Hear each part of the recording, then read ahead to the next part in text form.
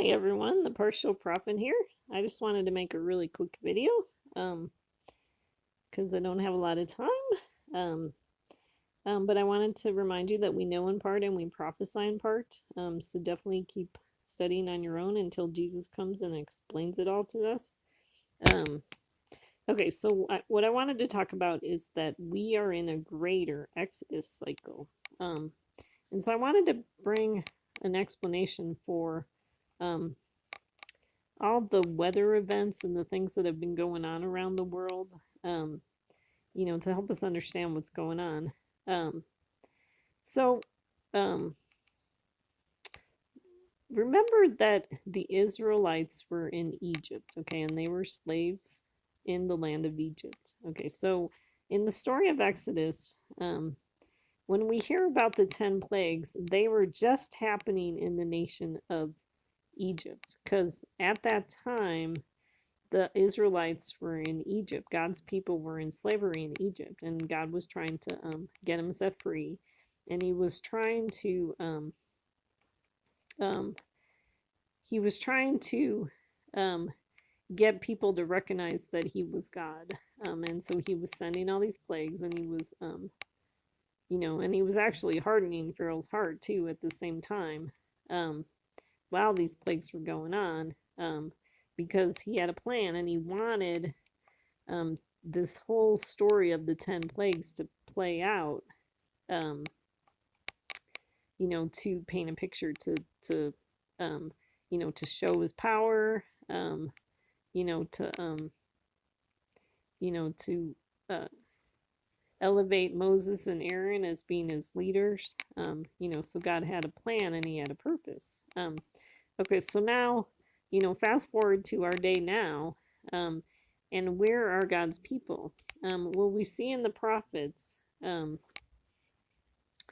that, well, we see in the Bible that God has talked about, um, He has banished His people into all the countries in the world, and so what we see, so these verses are from Jeremiah 16, um, and so verses 14 and 15. And here, let me read these to you. Therefore, behold, days are coming, declares the Lord, when it will no longer be said, as the Lord lives, who brought up the sons of Israel out of the land of Egypt, but as the Lord lives, who brought up the sons of Israel from the land of the north and from all the countries where he had banished them. For I will restore them to their own land, which I gave to their fathers. So, what I believe is that we have been in a greater Exodus cycle. So, instead of the plagues just happening on the nation of Egypt, they are now happening in all of the countries of the world. And so we see floods and hurricanes and tornadoes and fires and dead fish and dead cattle happening in all the countries of the world. And the reason is because God's people are in all the countries of the world. And so he's trying to bring his people out of all the countries of the world. So we're going to see the Exodus story happen, but it's going to happen again, but it's going to happen on a worldwide scale. And so that's why we've been seeing all these plagues, all these weather events happening around the world. And so, but I wanted to bring out in the story of Exodus, one of the things that happens with the plagues is that at the beginning, the plagues are affecting both the Egyptians and the Israelites. But at some point, God makes a distinction between these two groups of people. And so that happens in Exodus 8:22. So let me read this to you. Let's see, I'll back up a couple verses. I'll go to verse 20. So Exodus 8:20. It says, Now the Lord said to Moses, Rise early in the morning and present yourself before Pharaoh as he comes out to the water, and say to him, Thus says the Lord, Let my people go, that they may serve me. For if you do not let my people go, behold, I will send swarms of flies on you and on your servants and on your people and into your houses. And the houses of the Egyptians will be full of swarms of flies. and also the ground on which they dwell. But on that day I will set apart the land of Goshen, where my people are living, so that no swarms of flies will be there, in order that you may know that I, the Lord, am in the midst of the land. I will put a division between my people and your people.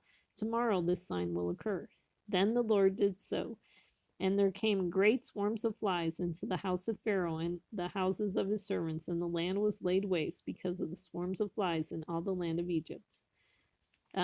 So what we see is that at some point, God is going to make a distinction between the Egyptians, which would be God's enemy, and the Israelites, which would be God's people. And so we're waiting for that. We're waiting for that to happen. And so let me read, because that also happens in he also makes a distinction between their livestock too. So in Exodus 9, let's see, the Lord, so starting in verse 1, it says, the Lord said to Moses, go to Pharaoh and speak to him. Thus says the Lord, the God of Hebrews, let my people go, that they may serve me. For if you refuse to let them go and continue to hold them, behold, the hand of the Lord will come with a very severe pestilence on your livestock, which are in the field, on the horses, on the donkeys, on the camels, on the herds, and on the flocks. But the Lord will make a distinction between the livestock of Israel and the livestock of Egypt, so that nothing will die of all that belongs to the sons of Israel. The Lord set a definite time, saying, tomorrow the Lord will do this thing in the land. So the Lord did this thing on the next day, and all the livestock of Egypt died. But of the livestock of the sons of Israel, not one died. Okay, so this is what we're waiting for. And so remember that Moses, he was a messianic figure. And when Moses first came, the bondage of the Israelites became harder because they were no longer given straw to make bricks. So what I believe is possible is that Moses, so I believe that Trump, well, I believe Moses as a shadow could represent both Trump, who I believe is the Messiah ben Joseph, and then also represent Jesus, who is the Messiah ben David. And so I think we have the messianic figure kind of in this picture of Moses, that he's representing both messiahs. And remember, Messiah just means anointed one. And so I'm not trying to take anything away from Jesus by saying that Trump's a Messiah. He's just an anointed one. God has given him this position. So obviously we believe that Jesus, the Messiah, is greater than Trump, definitely. But I think the Messiah picture, the Moses, Messiah as represented by Moses, is kind of mixed in there. And so it takes a little bit of discernment to know what's going to apply to Messiah ben Joseph, or Trump. And then what's going to apply to Messiah ben David.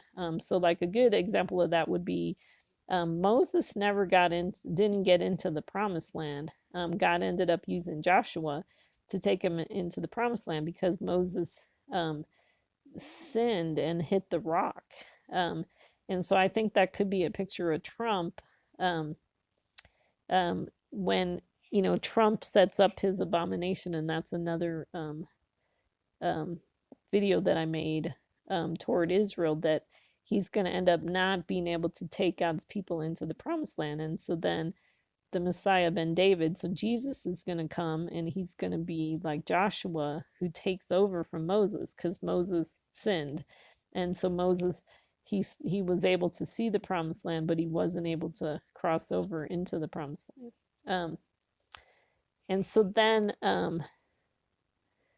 so that's what we see from Moses. And so our bondage got harder when Trump became president.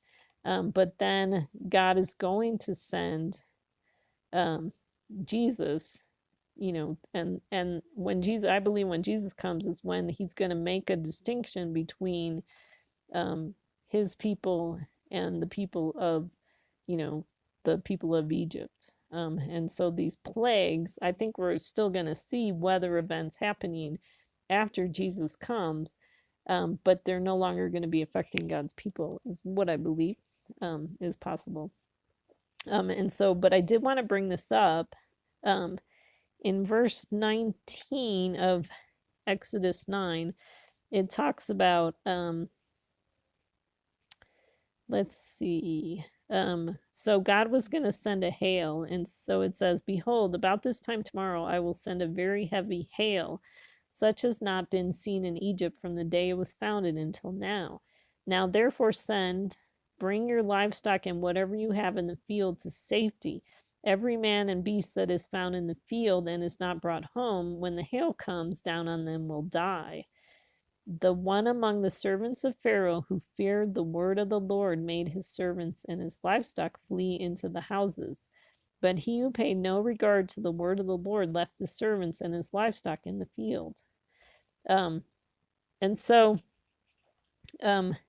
what we see is that some of Pharaoh's servants were starting to become humble and recognize that God was sending these plagues. Instead of blaming global warming like is what happening now, they started to recognize that God was sending these plagues by his power, which is what God's trying to accomplish. And so actually it's really sad that we have people blaming global warming, because the truth that is not coming out, the truth that God is sending these plagues, and that God is at work, and that God is the one with these powers to send the hurricanes and the tornadoes and the floods and all that stuff. But some of Pharaoh's servants, they became humble, and when they heard Moses say another plague is coming, they brought their livestock in, to safety. And so what I wanted to talk about was have humility. Especially now where we have the weather people on TV are able to tell us when a storm is coming. Let's have humility. If we recognize that we're in an Exodus cycle, let's not be proud and think, it's not going to affect us. Because I saw, when we had the big snowstorm came, they were telling us for a couple days, that this storm was going to come, and, the schools were closed. They were telling everybody to stay home. And so we stayed home. But we heard story after story of people that were out in their car. It's one thing if things happen really quick and you get stuck, with circumstances beyond your control.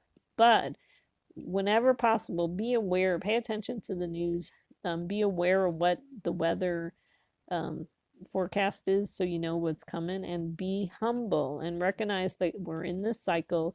Stay home, and definitely if you're out in the snow, drive slow, because we're hearing about all these multi-car pileups, and it just seems like people just are not listening, and not driving slower, and just really being cautious. So please be cautious, drive slow, but really stay home is what I would recommend.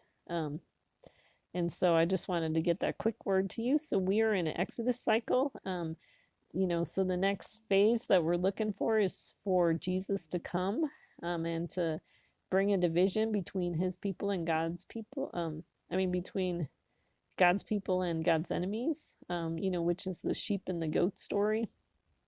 So he can set us free from these plagues. And then,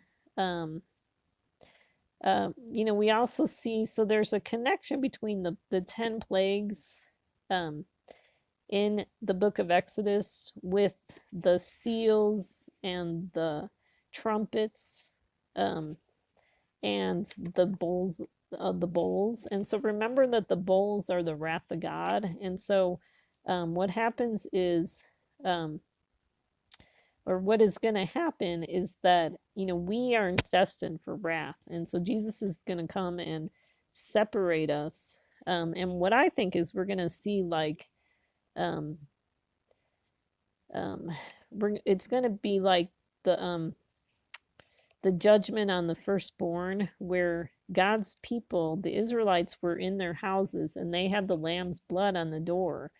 Um, and that protected them from the plague on the firstborn. And so Jesus is going to come, and we are going to apply his sacrifice to the door of our lives to protect us from the bowls, which are the wrath of God. Um, and so that's the next step that we're looking for. So I just wanted to quickly let you know about that. Oh, and so one of the things too is that with the trumpets, at some point, there's like 7 trumpets, and then um, the last 3 trumpets turn into the 3 woes. And so we see that with the kind of like with the 10 plagues, is like, there's like 7 or so. I don't know how the numbers work exactly. But the first 7 or so affect everybody, and then at some point, like the last 3 don't affect the nation of Israel. I don't know if it works out that great. You could go give it a try. um but there's kind of a parallel between them, where there's a division of the trumpets. At some point they become woes, the 3 woes. So take a look at that, and thanks for your time, and we will see you later. Take care.